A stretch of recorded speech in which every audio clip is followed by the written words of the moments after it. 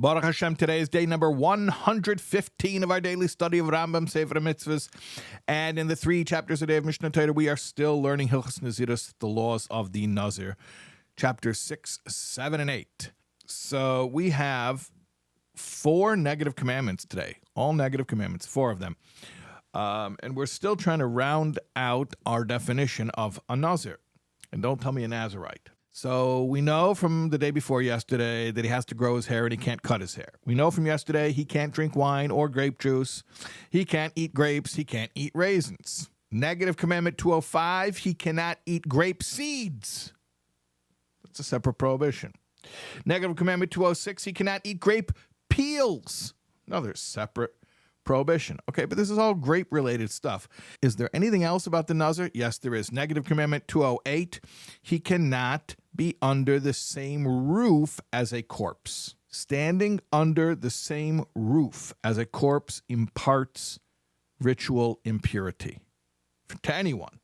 The Nazir, much like a kohen, is specifically prohibited from contracting such impurity.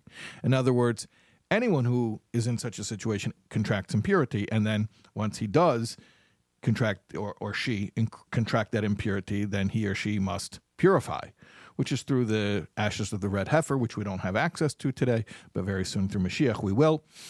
But the point is, for the Nazir, he is prohibited, or she, a Nazir could be a woman as well, a Nazir is prohibited from contracting such impurity in the first place. That's 208. And 207 is that a Nazir is not allowed to become ritually impure through contact with a corpse.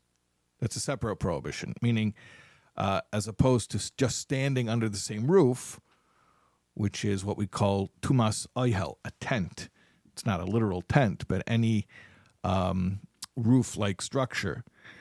There are rules for what types of structures count for this prohibition. But then there's a separate prohibition, 207, against contracting impurity from a dead body.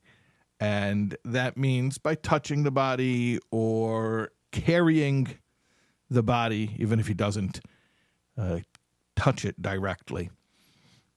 That would be prohibited.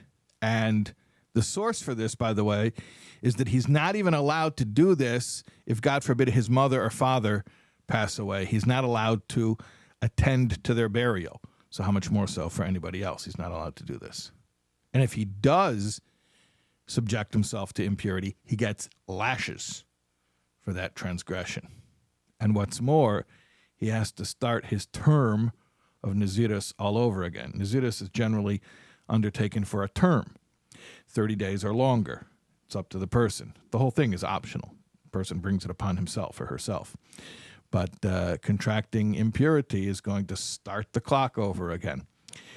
Okay, we have more Nazirus-related mitzvahs for you tomorrow, God willing.